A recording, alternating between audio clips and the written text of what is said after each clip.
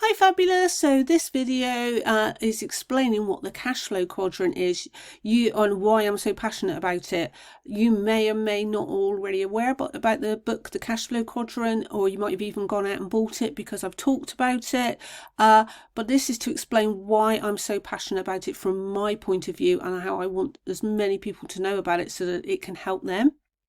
So you may or may not know that I'm also, one of my facets of my businesses is that I'm in a network marketing company, and I know that some people's eyes rolls when they hear that name, or MLM or direct selling, but it is relevant to this story. The reason why people's eyes roll may be because of the things that I wasn't aligned with as part of network marketing, but it makes me like some people call it, say, oh, is it one of those pyramid schemes, which always makes me smile, because I remember when I started in the care industry and I was a support worker, so I was at the bottom of the rung, earning the least amount of money for 40 hours a week. And then in one position that I was actually, because let's just say that the management weren't very visible, and me being my alliness and level of work ethic and standards, I'm not sure the right word at this moment, but then I actually, or duty of care, I was actually sort of being paid the least amount of money but doing all the duties of the absent manager and not getting paid for it. So much so that I got quite frustrated, and I applied for a job that I didn't need formal training but was a team leader. And when I joined that company, one of the things I got in my joining pack was a little diagram of where I was on the pay grade scale, and how it was lettered, but there was different levels. So the support workers were at the bottom with the most of that amount of people in that role across the various teams. Then there was a team, so there was, and you were, so they were income capped for their hourly rate. Then there was a scale for the team leaders at the bottom rate of the scale, and depending on you did your job, there was a higher rate, but that was capped. And then there was the next level up and the next level up. So right at the top of this diagram, you got the owner of the company that was on the most amount of money, and then different directors below them were obviously not as much money, but a lot more money than the people at the bottom of the scale. And I always remember thinking, that looks like a pyramid. Not only that, the person at the top dictates with how many days off you can have a year, and what your income is, and how many and when you can have those days off, etc. And then people roll their eyes that it's an income, it's a pyramid. But MLMs, direct selling, network marketing, whichever you prefer to call it, they are not illegal. They say that comes from a long time ago, thankfully, that those kind of schemes aren't allowed anymore. But unlike the kind of pyramids in the corporate area, that and they say there isn't one, but there is a gender pay gap. There's no gender pay gap, and the majority of people in these companies are women. And it's, if you go all out, and it depends how much time and effort and energy that you put into it, if you are more than the person that recruited you, that's absolutely fine. And it's a very supportive environment, unlike my corporate experiences. So the day that I found my brick and mortar premises, and I got the light bulb for that, and I had lunch with my friends, not knowing really what it was that she'd got into, and Bob Proctor and multiple streams of income, I was like, can you come around my house and explain this to me? And I actually recruited myself in, because I hadn't had those negative experiences. And it always makes me smile of companies like trying to think of doTERRA, Avon, Sensi in England, Body Shop. They're all network marketing companies, but they're also sort of household names that have been going around for years, that people don't, but quite happily buy those products and don't realise that they're buying from a network marketing company. Yeah, but I got off on a bit of a tangent, a bit of a rant maybe. So yeah, I recruited myself into one of these companies. So I had two income streams. And I also love somebody called Marie Forleo. So the day that my original business came about, I was desperate to be in her training program, be mentored with her, which was called B School. And I naively believed that to be in B School, you had to have a business. And I didn't have one. I know now that you don't have to have a business. She's a very forthright leader. And but wasn't a Twitter person at the time, but I was there, come home from just purchasing this business, taking it over from somebody, brainstorming all the things that I wanted to do with it. And I was a very loud ping on my phone, and it was a tweet, and it was saying that B School was closing at a certain time, and it was actually like 20 minutes time. So I followed inspired action, and I pulled out my credit card and I joined up. And I know a lot of people feel like credit, it's a bad thing. We're trained to think all credit is bad, and actually credit that is used wisely to invest in a productive outcome is actually good credit. And I could see this, that if I invested, got my credit card out and invested in B School, I would only benefit and learn things that would help my business to create an extra, increase my income. So I went for B School. Different times now, but back then the train, I'd never known anything like it, and it said to just focus on one area with B School at a time. So B School is stretched out over 8 weeks. It goes live once a year, but once you join, you've got access to it for life. You become an alumni. But it goes live once a year. So I was focusing on my brick and mortar business that got these premises, and that's what I was focusing on. I wasn't focusing on the network marketing side of things. But as I got this brick and mortar business, then I started to see the downsides of the things, like being landlocked 6 days a week. It was time bound. My income was income capped again, a bit like being employed. And I could see the potential of network marketing to be location, time and financially free. I was seeing these people that were being really successful, and I could see the potential. But I wasn't really aligned with some of the ways we were suggested how we market our business. Like I said, that's why maybe some people, when they hear the terms, their eyes roll, they don't feel comfortable, they've had a bad experience. What I call the hit 'em up method, where they encourage you to make a list and just go basically bombard all your friends and family on your Facebook, etc., that you've joined this miraculous opportunity, come join my team or buy my products. And it's sort of pushy, salesy, spammy, and it puts people off. So I wasn't aligned to that. So the next round of B School, I decided that I was going to focus on the network marketing side of it because I'd seen the potential.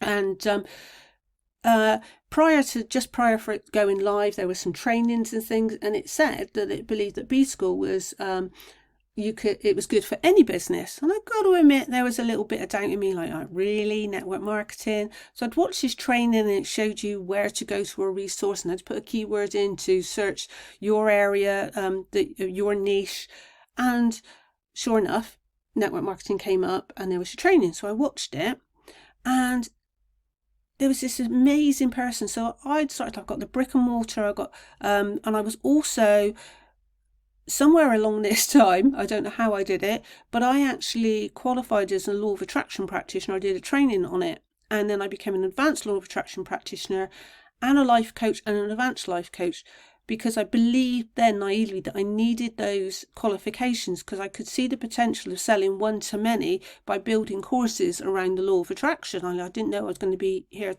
creating this video now and this resource, but that's what I seen. So I didn't actually want to coach one-to-one. One, because I knew it was time capped. You could only coach so many people physically in a day. Also, I felt it was selfish in a way that if I had this knowledge and expertise that I could share with people to improve their life, it was better to sell to and help and serve as many people as possible. So I watched this training, and I thought, this is it. This is what I wanted to do. I didn't want to be just doing network marketing. I saw my vision as multifaceted, and this lady had a multifaceted business, and she mentioned the book, The Cash Flow Quadrant. So the way I am, I immediately bought it. And in B School, you find out about, there's a book called The Blue Ocean Strategy, and Marie talks about it and about what a blue ocean is and a red ocean. And I used that methodology in my physical business, and it must have worked by the comments that the clients were making. It's about standing alone when you've got competitors, which is interesting in network marketing as well, and the reason why I've joined the company that I'm with now, from a training that I watched, funny enough, and if you know or know not, I bullet pointed what it said to look for in a company, and then the law of attraction brought me that company without even looking for it. But yeah, so I what it says, a blue ocean is when you've got a red ocean, you've got lots of competitors, all people, a bit like I say, all people join a network marketing company, all told to sell the same way, all trying to get the same customers.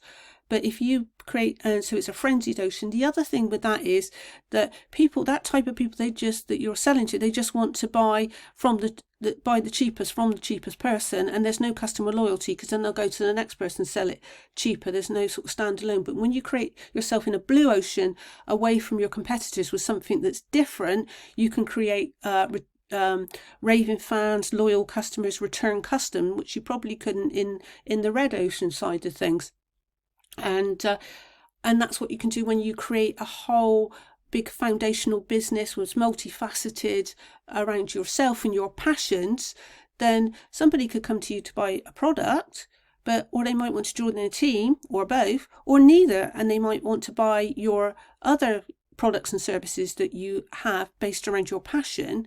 Plus, if something went wrong with one of those parts of your business, you still had other income, unlike if somebody was just focusing on the network marketing side of things.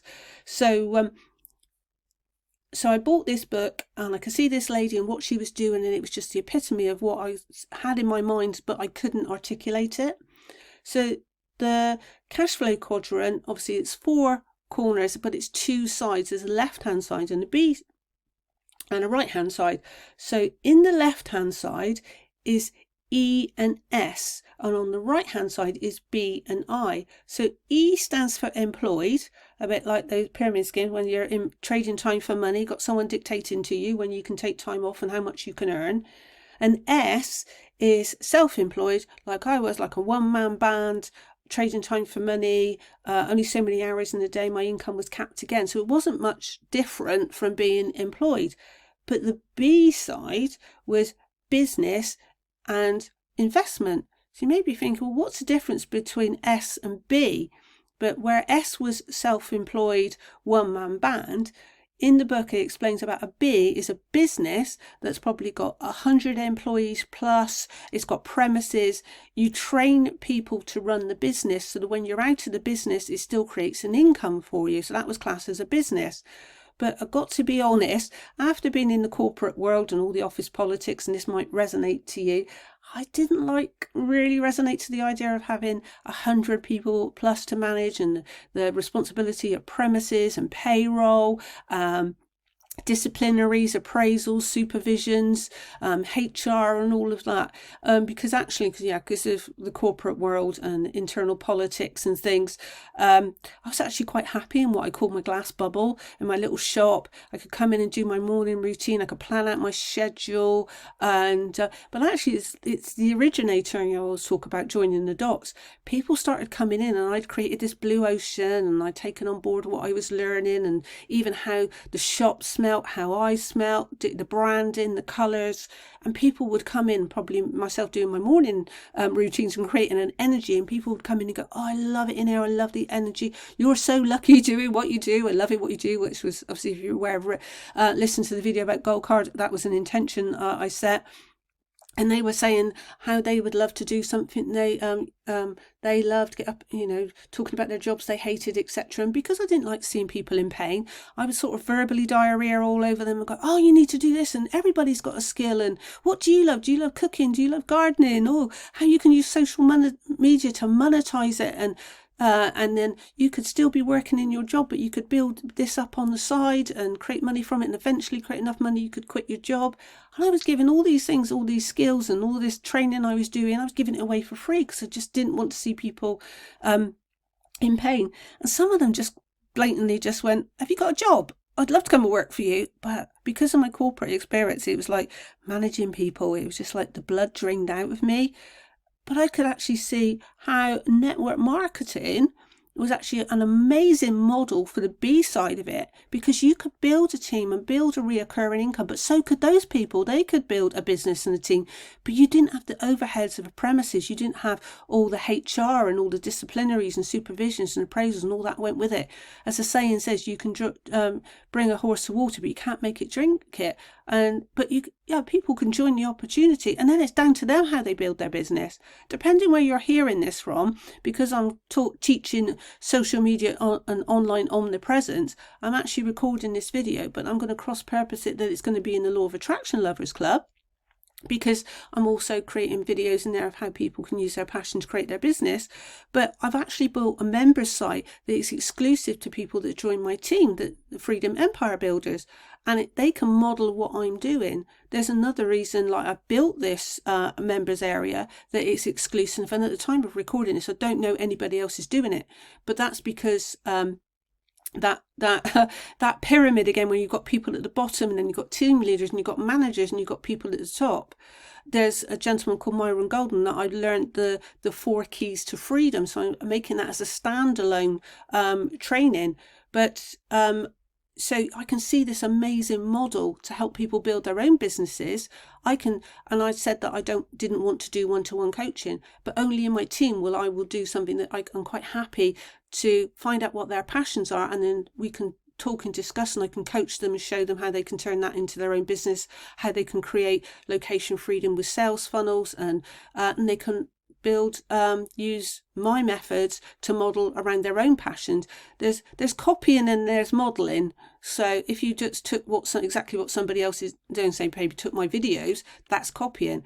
But if everybody's passion and how they articulate it is different, and then if they use, and I help them coach to build their own members area so they could create location freedom. So those are the things, taking those things out of your head and putting them in a system that works for you when you don't have to be working on it and still create an income. And that's how I seen the cash flow quadrant and network marketing, is how you can build a business with unlimited amount of people in there building their own businesses and creating their own location, time and financial freedom without the overheads and all the hassle of employees. And the investment side of it meant that it was more like you could create, even if you were employed or self-employed, it could say that you could take some money and create a business that did have premises and somebody managing it and take an income from that and then invest that. That was how it was explained in the book. But it was taking money from the business and then invest it in, say, property or actual traditional investing, which I'm not adverse to. But I'd seen this amazing time in history that we're living in. So they see investment is an asset. So if you've bought a building and you've done it up and sold it for a profit, or you rent it out and you've got an income coming from that, it's an asset. But in this day and age, we've got digital assets. So you're literally listening to a digital asset. I can record this video, put it in the members area, or put it in the Law of Attraction Lovers Club for anybody that's having a reoccurring at the time of recording it, because the price will go up, but $7 a month. You get access to all the videos. And if you're an early adopter, it stays at $7 a month, despite how many videos and trainings that I put in it. That is a digital asset. My fabulous Freedom Passion Finder is another digital asset. So it took me some time to build it and use Canva and link everything together and create the emails, but I've built it once. So that's what I was like, that's why I'm so passionate about the cash flow quadrant. Traditionally it was having a physical business with employees and overheads and a business premises, and investing was property and learning stocks and shares. And at this day and age, we can create multiple assets using digital programs on ebooks and things like that, all off on different, and have a network marketing team, and then we can have ebooks, and we can have reoccurring income from a subscription model. We can get stars and badges from Instagram and Facebook, and we can create all these multiple assets of reoccurring income. So I get so passionate, as you can tell, about that. So that's my vision of the cash flow quadrant. So on the left hand side, I feel it's time bound, like Bob's talked about. Successful people have multiple streams of income. I'm going to do another video, or I might have already done it at this point, is that about financial freedom. freedom money, as I see it. In again, it's slightly different now to what it is in this day and age, but it's far more beneficial in this day and age. So yeah, honestly, I haven't, that's the next video that I'm going to do. So I'm going to end it here, and then I'm going to record freedom money. So I'll leave it there, but hopefully you got the side that it's so beneficial. Your true keys to freedom are in the B and the I, and this is no better time in history, because you could do something like a network marketing. So if you're in the Law of Attraction Lovers Club and you want to be in the Freedom Empire Builders, I can hit me up and I can let you know about that. But if you're in the Freedom Empire Builders, you already know where you're going and what the asset that you've got. But yeah, so there's I'm going to do separate videos that I learned from Myron Golden and my point of view from that, and where true freedom lies. Because a long time ago I noticed that it seemed to be the people that were doing what they loved and get into inspired action and got into flow, say artists, musicians, actors, etc., they were the ones making the most money. And it didn't make sense, like sports stars, how do you get to do what you love all day and make all this money? Well, people have been cleaners, etc., and were working the hardest, doing something they didn't enjoy and earning the least. So I knew there was something in it. Then the Cash Flow Quadrant came along, and then I came across Myron Golden in a virtual training that I invested in, and it was like, yes, this is what I got to share with everybody. This is where the true freedom lies, where everybody can have financial, time, except location freedom. So I'll do those in so the next video that I'm going to record is, so I highly recommend you check it out, because I'm going to record it straight away now, is freedom money. And then the next one I will be doing is Myron Golden's how I perceive what he said, the 4 keys to freedom. So I leave it there, and have a fabulous day.